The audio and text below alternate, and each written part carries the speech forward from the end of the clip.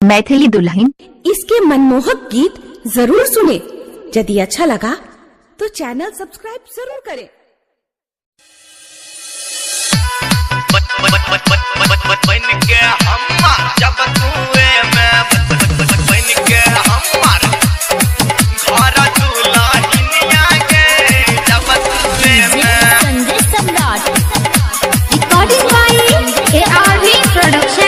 पान हम बेच बेच सुनै सजनिया किन दे बौना कक नथुनिया गे। पान हम बेच बेच सुनै सजनिया किन दे बौना कक नथुनिया गे। जब तू मैं बन के हमार घर दुल्हनिया गे। जब तू मैं बन के हमार घर दुल्हनिया गे। जब तू मैं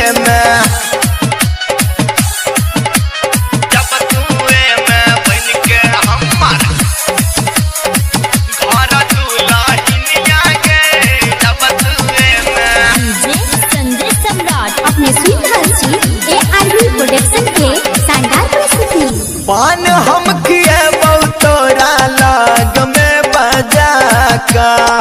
दिल से दिल मिले गौरी कथा में चूना मिला का। गई घर की पान हम खुए तोरा लाग में बजा का। दिल से दिल मिले तोरा कथा में चूना मिला का। धीरी जीरो खुआ का पतर की तोरा घुमा दे दुनिया गए। जब तू मैं बन के हमार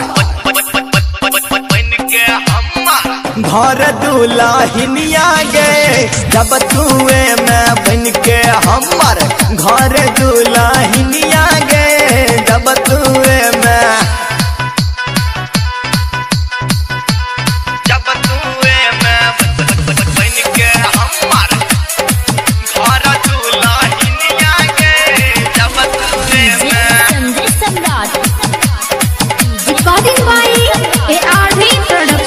रोड से गुजरी है फेयर लावली लगा का।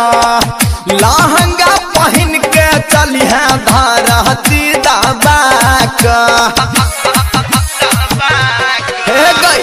रोड से गुजरी है फेयर लावली लगा का। लहंगा पहन के चली है धारती दबा का।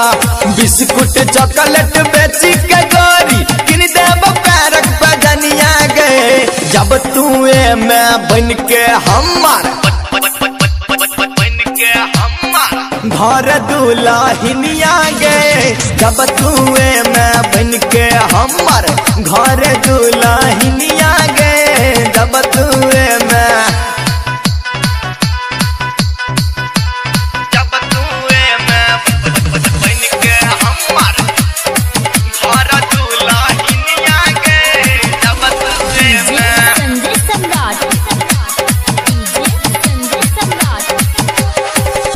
हीरो अनिल रोशन गूगल कहे छो साथ में।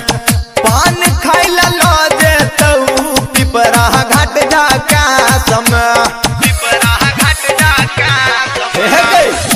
विजय अनिल हाँ कन्हैया कहे छो साथ में। पान खाइला लो दे तू तोरा रामपुर हाट में। कहे छो रह किस राजा हमारा लाला मुनिया गए। जब तू मैं बन के हमार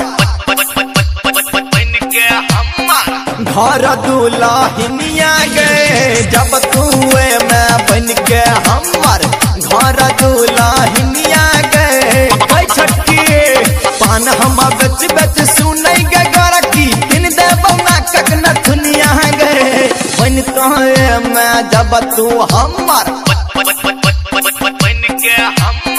घर दुल्हनिया गे। जब तू मैं बन के हमार घर